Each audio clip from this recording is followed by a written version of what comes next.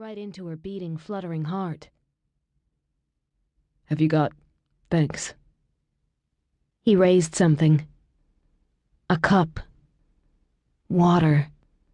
She gripped his wrist, her fingers almost sliding off the vivid masculine heat of his skin. He continued to hold the cup out of reach. Slow. Understood? It was less a question than an order, in a voice that said he was used to being obeyed. She nodded and let him bring something to her lips. A straw.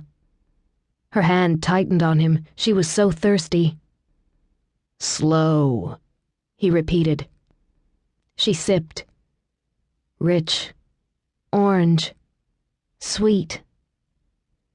Despite the ruthless edge in her rescuer's voice, she might have disobeyed and gulped, but her mouth wasn't working right.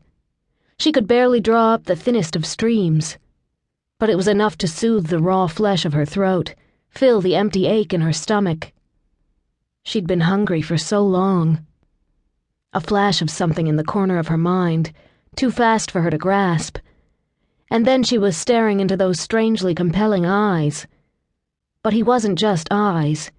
He was clean, almost harsh lines and golden brown skin. Exotic eyes. Exotic skin. His mouth moved. Her eyes lingered on his lips. The lower one was a little fuller than seemed right on that uncompromisingly masculine face. But not soft. Never soft. This man, he was all hardness and command. Another touch, fingers on her cheek. She blinked, focused on his lips again. Tried to hear. Name? She pushed away the juice and swallowed, dropping her hands to the sheets. He wanted to know her name. It was a reasonable question. She wanted to know his name, too. People always exchanged names when they met. It was normal. Her fingers clenched on the soft cotton sheets. Beat, beat. Beat, beat. Beat, beat. That fluttering bird was back, trapped in her chest. How cruel. Not normal. What's your name? His eyes were piercing in their directness, refusing to let her look away. And she had to answer. I don't know. Dev looked into that cloudy hazel gaze and saw only a confused kind of fear. Glenn? Dr. Glenn Hereford frowned from the other side of the bed. Could be a side effect of the drugs. She was pretty doped up when she came in. Give it a few more hours. Nodding, Dev put the juice on the table and returned his attention to the woman. Her lashes were already dropping.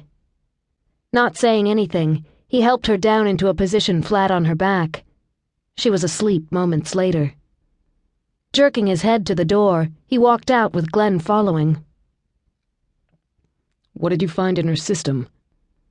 That's the funny thing. Glenn tapped the electronic chart in his hand. The chemicals all add up to plain old sleeping pills. That's not what it looks like. She was too disoriented, her pupils hugely dilated.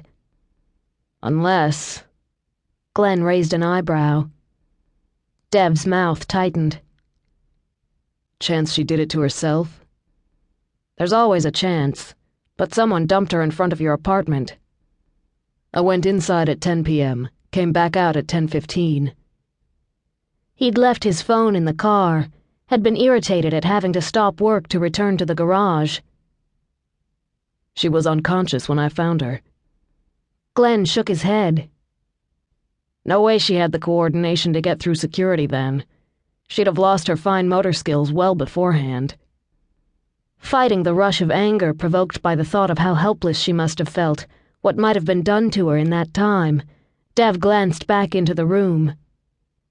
The bright white overhead light glinted off her matted blonde hair, highlighting the scratches on the face, the sharp bones slicing her skin. She looks half-starved.